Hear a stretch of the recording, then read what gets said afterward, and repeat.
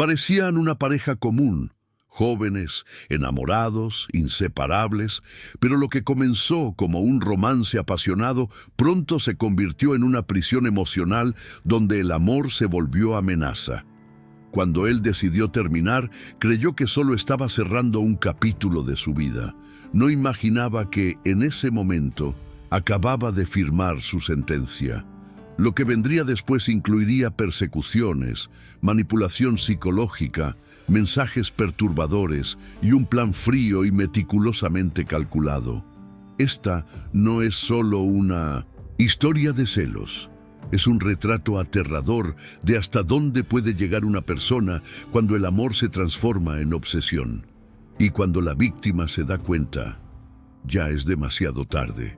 Se conocieron en una fiesta universitaria en Sao Paulo. Clara era extrovertida, hermosa, magnética. Lucas, reservado, inteligente, observador. El contraste entre ellos creó una química inmediata. A las pocas semanas ya eran pareja. Era el tipo de relación que parecía demasiado intensa desde el inicio. Pero nadie sospechaba nada. Al contrario, los amigos decían que estaban hechos el uno para el otro. Clara era afectuosa y envolvente, pero también celosa, impulsiva y obsesionada con el control. Lucas, por su parte, disfrutaba la idea de ser tan deseado. Al principio, eso lo hacía sentir especial. Lo que no sabía era que, detrás de todo ese encanto, Clara ocultaba algo mucho más oscuro. Pequeñas señales comenzaron a aparecer. Demasiados mensajes, demasiadas preguntas, vigilancia disfrazada de preocupación. Pero Lucas, cegado por el amor, lo ignoró, porque cuando Clara sonreía y pedía perdón, parecía imposible que esa mujer pudiera hacerle daño a alguien. Clara comenzó a estar presente en todos los espacios de la vida de Lucas. Al principio, eran solo coincidencias. Aparecía en la universidad sin avisar, lo esperaba afuera de las clases, asistía a fiestas que él nunca había mencionado. Al principio, Lucas lo encontraba dulce, una muestra de amor. Pero pronto vinieron las pruebas. Clara creaba situaciones para medir su lealtad. Desaparecía por horas, desactivaba sus redes sociales y luego preguntaba por qué él no se desesperaba. Si no reaccionaba como ella quería, lo acusaba. «No te importo. Si fueras tú en mi lugar, estarías loco buscándome». Lucas trataba de calmarla, de disculparse, de evitar conflictos. Pero era como caminar sobre cristales rotos. Cada gesto inocente podía convertirse en una pelea. Aún así, él insistía. Creía que era solo una fase, que ella era sensible. Pensaba que podía ayudarla. No sabía que ya estaba atrapado en un juego psicológico peligroso. Y Clara, decidida a no soltarlo, había cruzado un límite sin retorno. Con el tiempo, las discusiones se volvieron más frecuentes. Clara revisaba su celular sin permiso, cuestionaba cada contacto femenino, cada me gusta en redes sociales. Le exigía contraseñas, justificativas, reportes constantes de dónde estaba. Cuando Lucas intentaba establecer límites, ella lloraba, gritaba o amenazaba con autolesionarse. «Si me dejas, no sé qué voy a hacer conmigo misma». Ese chantaje emocional comenzó a desgastarlo profundamente. Lucas ya no era libre. Cada paso, cada palabra, cada silencio era analizado. Sus amigos notaban su distancia, pero él prefería mentir. «Estoy cansado, nada grave». Internamente, sin embargo, ya sentía que algo estaba muy mal. Pero aún no imaginaba o cuánto. Porque Clara, mesmo con todos os sinais, ainda escondía o pior. Un lado manipulador, frío e calculista, que só mostraría a verdadeira face cuando xa fose tarde demais. Un día, Lucas decidió terminar. Había pasado una noche entera sin dormir, repasando lo que estaba viviendo. Se dio cuenta de que no era amor, era miedo. Al día siguiente, la citó para conversar en un parque, un lugar público, por precaución. Clara llegó con una sonrisa extraña, como si ya supiera lo que él iba a decir. Cuando Lucas habló, fue cuidadoso, amable, intentando no herirla. Pero la reacción de Clara fue desconcertante.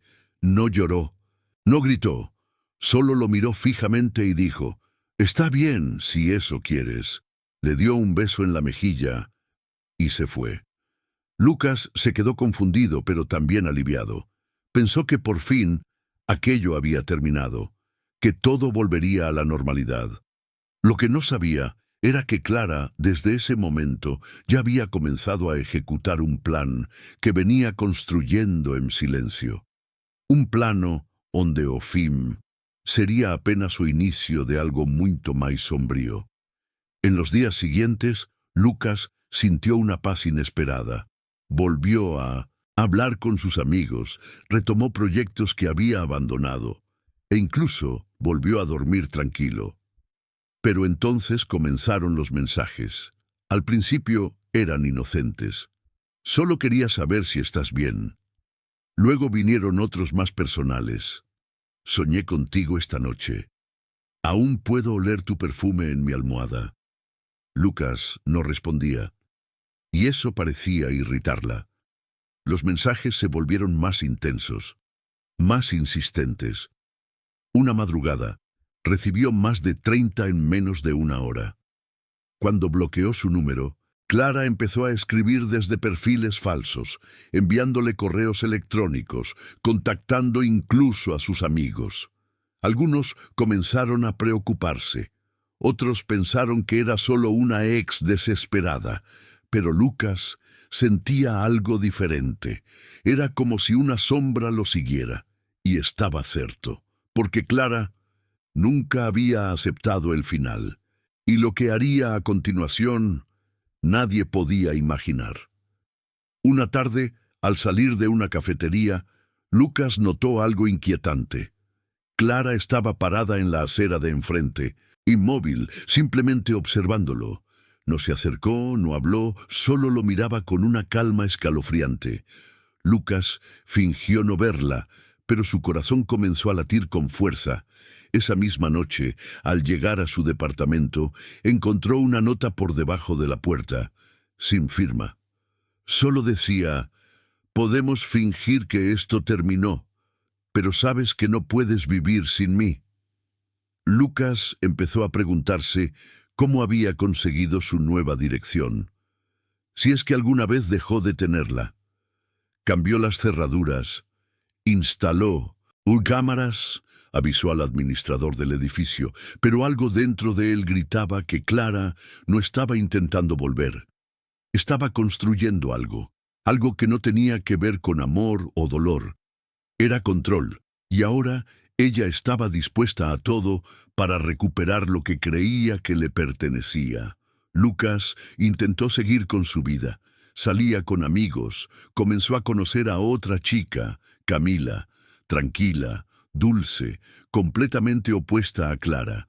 Por un breve momento volvió a sentir esperanza, pero esa paz fue brutalmente interrumpida cuando Camila empezó a recibir mensajes anónimos. Al principio eran indirectas. ¿Sabes con quién estás saliendo? Luego, fotos antiguas de Clara y Lucas juntos, acompañadas de frases venenosas. Camila se asustó. Lucas intentó explicarle, le pidió que no respondiera, pero la tensión crecía. Alguien tocaba el portero eléctrico del edificio a medianoche y colgaba al contestar. Y una mañana, el coche de Camila apareció con los neumáticos reventados.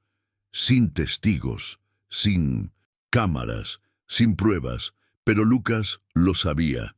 Tenía una firma. Clara estaba cerca, observando, calculando, y comenzando a destruir a cualquiera que él se atreviera a amar de nuevo. Tras el ataque al coche de Camila, Lucas decidió buscar ayuda formal. Presentó una denuncia, mostró los mensajes, relató todo lo que venía ocurriendo. Pero la respuesta fue decepcionante. Sin amenazas directas ni evidencias contundentes, la policía no podía actuar. Clara era inteligente. Sabía hasta dónde podía llegar, sin romper la ley. Lucas comenzó a sentirse atrapado, paranoico. Instaló más cámaras, evitaba salir solo, cambió sus rutinas. Pero nada calmaba la sensación constante de estar siendo vigilado. Un día, al regresar a casa, encontró una fotografía de su infancia pegada con cinta en la puerta. Era una foto que solo existía en su departamento. Eso rompió cualquier ilusión de seguridad. Clara no solo lo espiaba. Entraba, revisaba, alteraba su vida mientras él dormía o trabajaba, y dejaba pistas. Porque quería que él supiera, quería que sintiera miedo, y estaba funcionando. Lucas comenzó a aislarse. Camila rompió con él, demasiado asustada para continuar. Sus amigos dejaron de llamarlo, agotados por el clima constante de tensión. Su vida se redujo al trabajo y a su apartamento. Pero incluso así, Clara encontraba formas de invadir. Un día, en medio de una reunión de trabajo, Lucas recibió un correo con el asunto. ¿Aún piensas en mí? Al abrirlo, un archivo de audio. Él, durmiendo. Se escuchaba su respiración, los pequeños ruidos de la cama, y al fondo un susurro femenino apenas audible. Todavía estoy aquí. Ese audio destruyó lo poco que quedaba de su tranquilidad.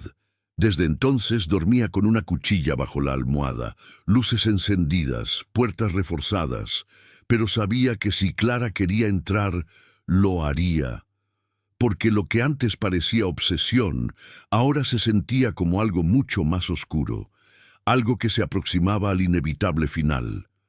En un último intento por recuperar el control, Lucas se mudó de ciudad.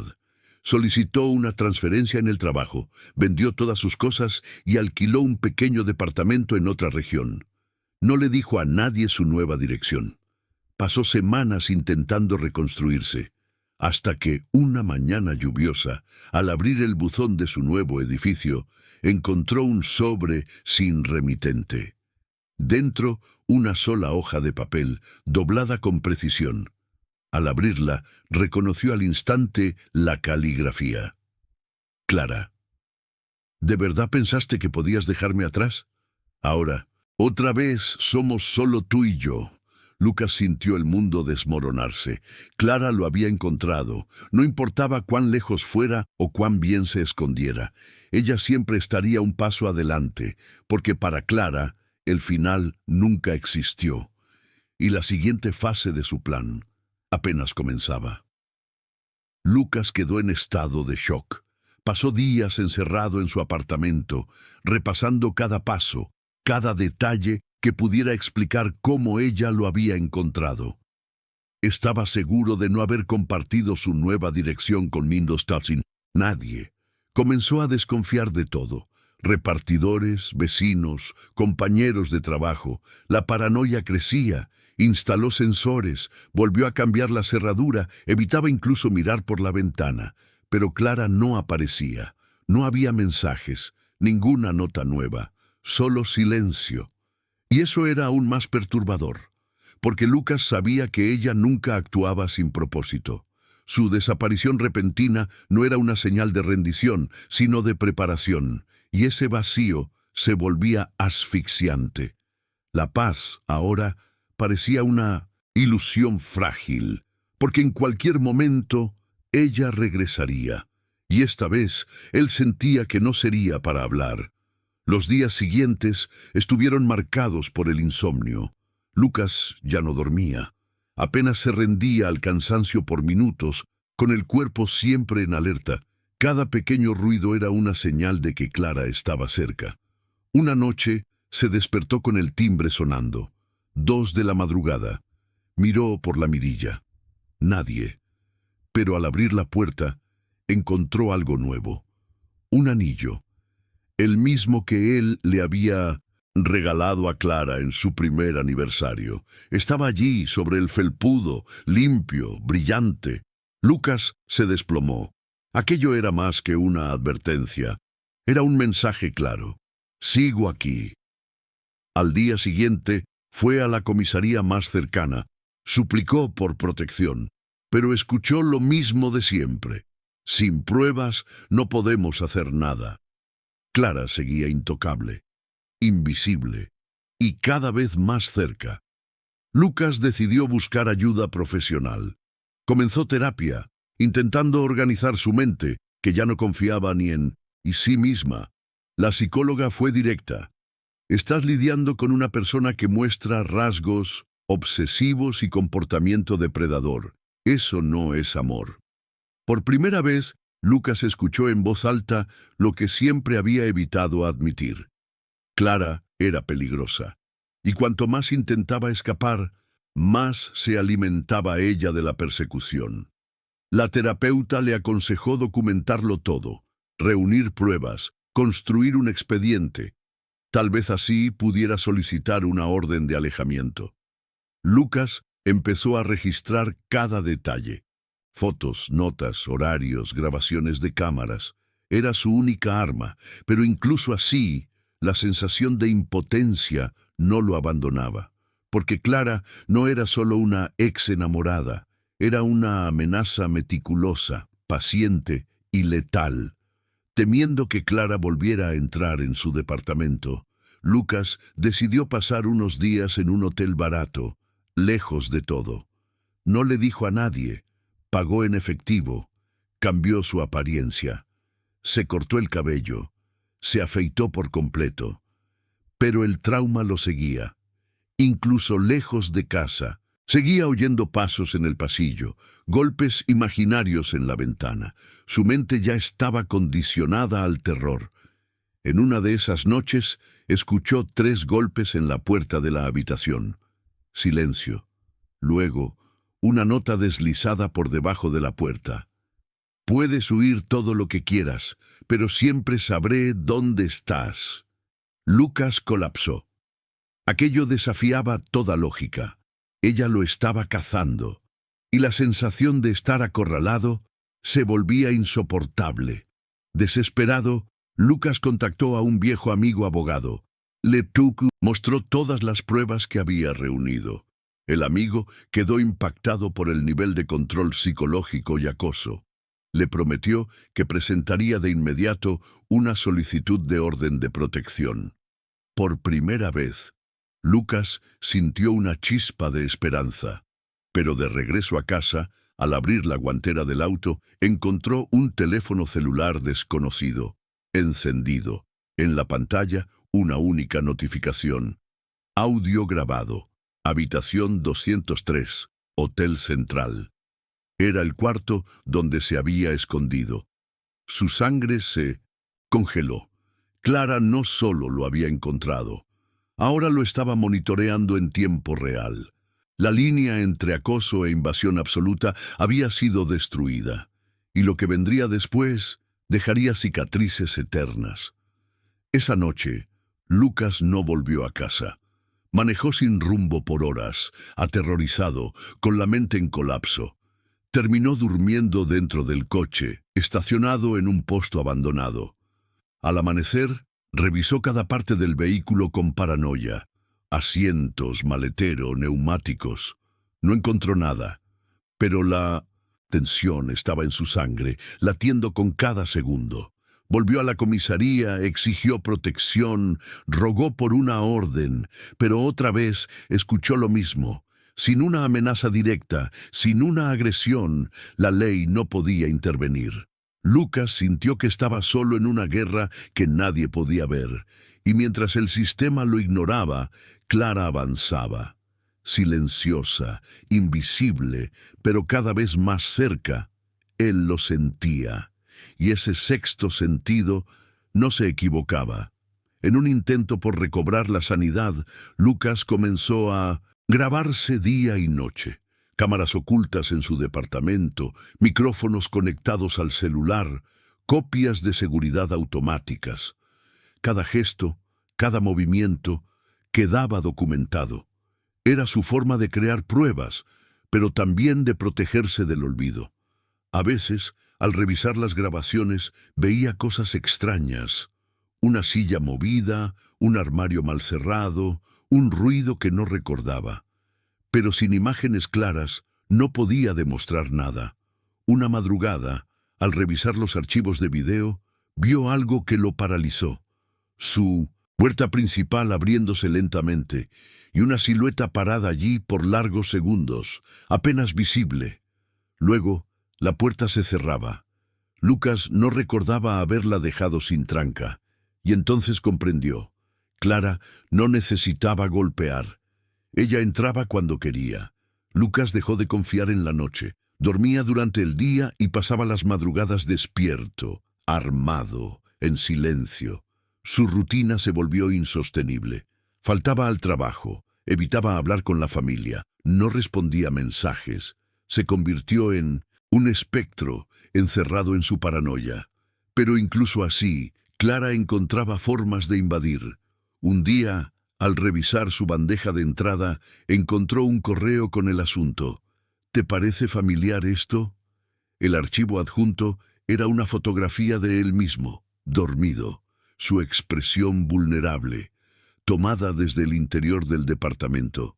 No había fecha, no había firma, solo una línea escrita en el cuerpo del mensaje. Te ves tan lindo cuando no peleas. Lucas se derrumbó. Clara lo había fotografiado mientras dormía, dentro de su propia casa. Ya no era acoso, era tortura psicológica pura. Con miedo a perder la cordura, Lucas llamó a su madre. No le contó todo, pero le dijo que estaba atravesando algo muy grave. Ella insistió en que regresara a su ciudad natal, que se quedara en casa unos días. Lucas dudó, pero aceptó. Tal vez el calor de su familia pudiera protegerlo. Al llegar, sintió un leve alivio. Su madre lo cuidó, desconectó sus redes, intentó devolverle un poco de paz. Pero solo bastaron 3 días para que el infierno lo alcanzara. Una mañana, al salir al jardín, encontró una caja envuelta en papel rojo sobre la mesa del patio. Nadie sabía quién la había dejado allí. Dentro solo había una cosa, una muñeca de porcelana con vestido blanco y el rostro idéntico al de Clara. El mensaje era claro. Ella lo había seguido. Ni siquiera la casa de su infancia era un refugio seguro ahora. Lucas colapsó. Se derrumbó en el suelo de su cuarto, sollozando como un niño. Su madre lo abrazó, desesperada por entender. Por primera vez, él lo contó todo, sin omitir nada. Los mensajes, las fotos, las notas, las invasiones. Su madre lloraba con él. Al día siguiente, su hermano mayor lo llevó a una comisaría más grande, donde finalmente pudieron registrar una denuncia completa y contactar a un juez. Por la gravedad de los hechos, se emitió una orden de restricción de carácter urgente. Pero Lucas no celebró, porque en el fondo, él sabía. Clara no respetaba límites, no seguía reglas. Y ahora que había perdido el control legal sobre él, haría lo impensable. La obsesión ya no tenía freno, y lo que estaba por venir sería la parte más peligrosa de toda esta historia. Los días siguientes fueron de silencio. No llegaron nuevos mensajes, ni señales, ni objetos perturbadores. Lucas intentaba acreditar que la orden de restricción había funcionado, pero ese silencio no era tranquilidad. Era preludio. Una noche, su madre fue a cerrar el portón trasero y notó que la cerradura había sido forzada. Nada había sido robado, nada dañado, solo el portón abierto, como si alguien hubiese querido entrar y no necesitara llevar nada. Al revisar las cámaras de seguridad, vieron una figura borrosa, de espaldas, parada frente a la puerta de la cocina. Apenas unos segundos, pero Lucas no dudó. Era ella. Clara había vuelto.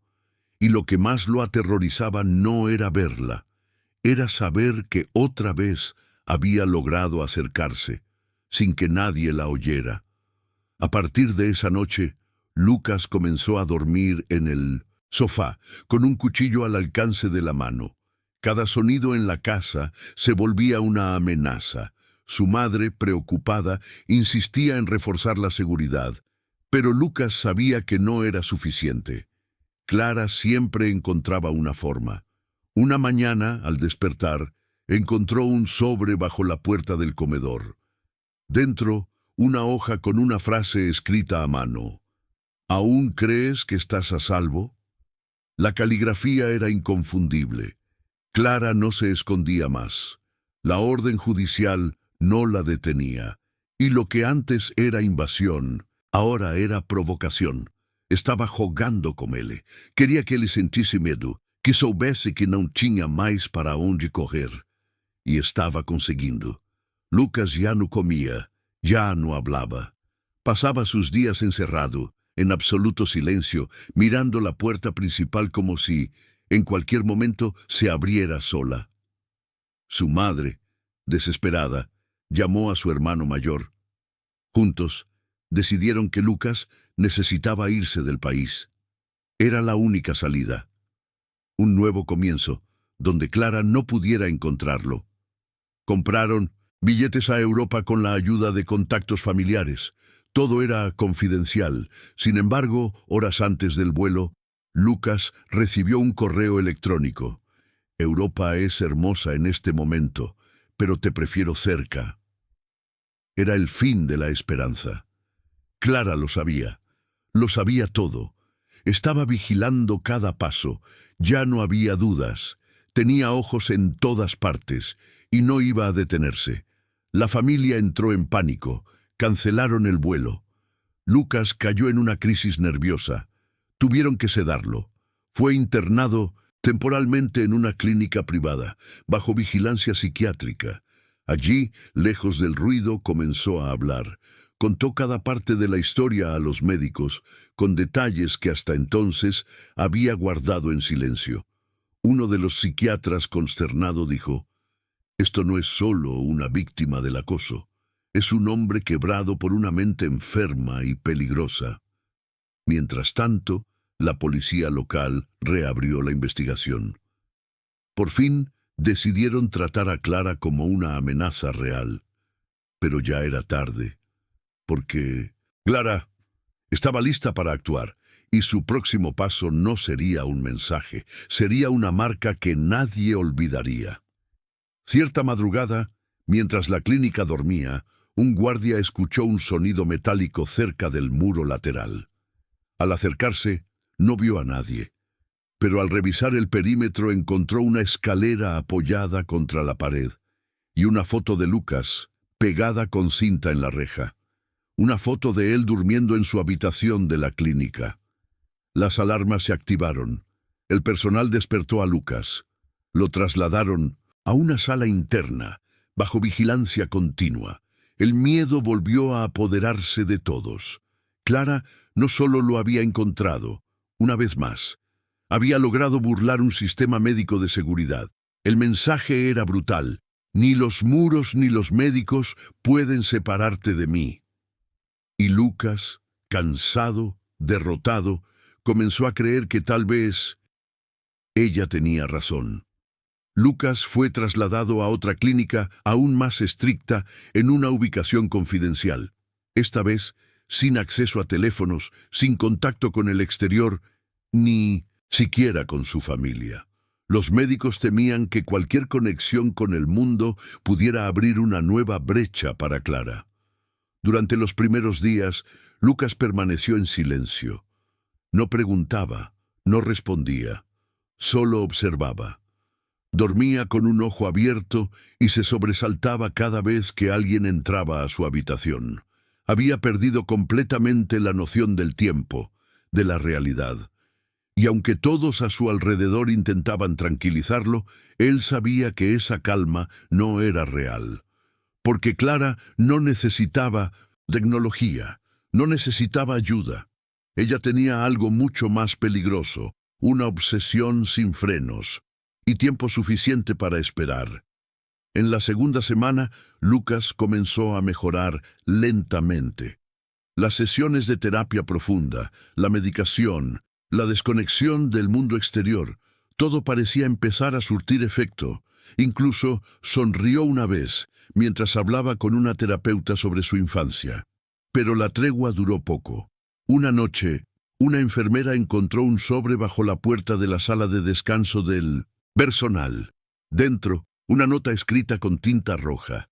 Estás perdiendo el tiempo. Lucas me pertenece. El caos se desató en la clínica. Revisaron cámaras, interrogaron a empleados, reforzaron protocolos, pero nadie supo cómo había llegado esa carta allí. Cuando Lucas fue informado, entró de inmediato en estado de shock. El mensaje era claro. Clara sabía dónde estaba. Otra vez. Y ahora estaba infiltrada. A partir de ese momento, la paranoia se extendió entre el equipo médico. Algunos enfermeros pidieron cambio de turno, otros renunciaron. La presencia de Clara, aunque invisible, era como una sombra que lo sofocaba todo. Lucas empezó a delirar. Decía oír su voz en los conductos de ventilación, oler su perfume en las sábanas. Los médicos, divididos, ya no sabían si se trataba de alucinaciones o de una amenaza real. Pero una mañana, al abrir el cajón donde Lucas guardaba sus cuadernos de terapia, encontraron algo imposible de ignorar. Un mechón de cabello largo, rubio, atado con una cinta negra, la misma cinta que Clara solía usar en el cabello. Desde ese instante nadie volvió a dudar. Ella estaba adentro. Los directivos de la clínica activaron la alerta máxima. Llamaron a la policía. Todo el edificio fue revisado, paciente por paciente, empleado por empleado. No se encontró a nadie ajeno, pero las pruebas estaban ahí, claras y cada vez más osadas. Lucas, por su parte, se hundía. La línea entre realidad y locura desaparecía. En una sesión, dijo con frialdad: «Ella no quiere matarme, quiere que yo desee morir». Sus palabras silenciaron la sala. Era eso. Clara no buscaba venganza ni reconciliación. Buscaba dominio absoluto, y su arma más letal no era un cuchillo ni veneno.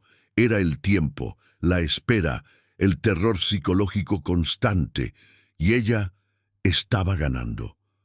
En un giro desesperado, la familia de Lucas solicitó a las autoridades su traslado fuera del país bajo identidad protegida. El caso fue revisado por una fiscal especializada en crímenes psicológicos extremos. Tras semanas de análisis y presión, se aprobó el protocolo. Lucas sería extraído en un operativo nocturno con escolta armada, rumbo a una vida nueva. El día llegó. A las 3 de la madrugada, lo sacaron por una salida de emergencia. Todo parecía ir según lo planeado, hasta que, al llegar al coche blindado, encontraron una flor blanca en el asiento trasero, sin tallo, sin nota, solo la flor favorita de Clara. Ella ya lo sabía, otra vez, y la pregunta que flotaba en el aire ahora era: ¿de qué más sería capaz antes de que todo terminara? El operativo fue cancelado de inmediato.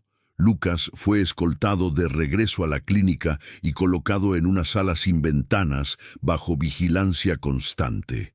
La flor blanca en el coche no dejaba dudas. Clara tenía acceso a información interna. Alguien del sistema estaba filtrando datos. Se inició una investigación interna, pero el miedo ya había contaminado todo. Lucas entró en una fase de mutismo. Dejó de hablar, de comer, de reaccionar. Los médicos temían por su vida. Estaba apagándose lentamente, como una vela sofocada por el viento del terror. Nadie podía convencerlo de que Clara no iba a encontrarse con él esa noche, porque en el fondo todos sabían lo mismo. Ella no se detenía. Nunca. Una noche, Lucas rompió el silencio. Miró fijamente a uno de los enfermeros y dijo: «Ya no quiero huir. Si ella quiere verme, que venga». Fue la primera vez que hablaba en días. La frase se replicó como un susurro por toda la clínica. Algunos interpretaron resignación, otros un grito de socorro. Los directivos reforzaron la seguridad, pero sabían que estaban al límite. A la mañana siguiente, una de las cámaras del pasillo mostró algo inquietante. Una figura cubierta con un abrigo largo, caminando con serenidad por los pasillos del ala psiquiátrica, a las 3 de la madrugada. La grabación duró apenas segundos antes de cortarse. Cuando fueron a revisar, no encontraron a nadie. Pero Lucas, al ver la imagen, solo murmuró: «Era ella». Los días siguientes fueron de caos. Las autoridades exigieron el traslado inmediato de Lucas a una instalación militar controlada por el Estado. Se trataba de una medida extrema, pero necesaria. Antes de salir, Lucas pidió ver a su madre. Lloraron en silencio, sin palabras. Ella le entregó un pequeño crucifijo de plata que había pertenecido a su abuelo. «Para protegerte, aunque yo no pueda estar», dijo. Fue la última vez que se vieron. El convoy partió al anochecer, rodeado por escoltas armados. Esta vez no hubo flores, no hubo biletes, apenas silencio. Mas o silencio, no caso de Clara, era o som do ataque inminente. La nueva instalación estaba en medio del desierto, un complejo sin acceso a Internet, sin cobertura telefónica, con muros de concreto y personal rotativo. Lucas fue instalado en una habitación sin espejos, sin ventanas, sin objetos cortantes. Empezó de cero. Los médicos eran otros, a quienes no se les reveló su historial completo. Pero no era necesario. Bastaba ver sus ojos, cansados, ausentes, en alerta constante. Dormía poco, comía menos, solo hablaba cuando era estrictamente necesario. A pesar de la distancia, el blindaje y el aislamiento, Lucas no sentía paz. Porque en su mente, Clara no era humana, era una presencia, una sombra que lo había marcado para siempre. Y que tarde o temprano volvería. Una noche, mientras Lucas caminaba por el corredor interno durante su hora de ejercicio, escuchó un zumbido. Leve, casi imperceptible. Se acercó a la rejilla de ventilación, y ahí estaba, una nota doblada cuidadosamente, atrapada entre los barrotes. La sacó con manos temblorosas. Decía: «No importa cuántos muros levanten, yo siempre sabré dónde estás». No había firma, no hacía falta. Lucas cayó de rodillas. El personal corrió para asistirlo, pero no respondió. Se había desconectado otra vez. Clara lo había alcanzado. De nuevo, en medio del desierto, rodeado de concreto, vigilado día y noche, y aún así, ella lo había encontrado. Porque esa no era una historia de amor, era una condena, y él, el prisionero. La dirección del centro activó una investigación urgente. Nadie entendía cómo esa nota había llegado allí. Las cámaras del pasillo no mostraban nada anormal. No hubo entradas no autorizadas, ningún guardia sospechoso. Aún así, la evidencia era innegable. Algunos empezaron a susurrar que Clara tenía contactos dentro del sistema.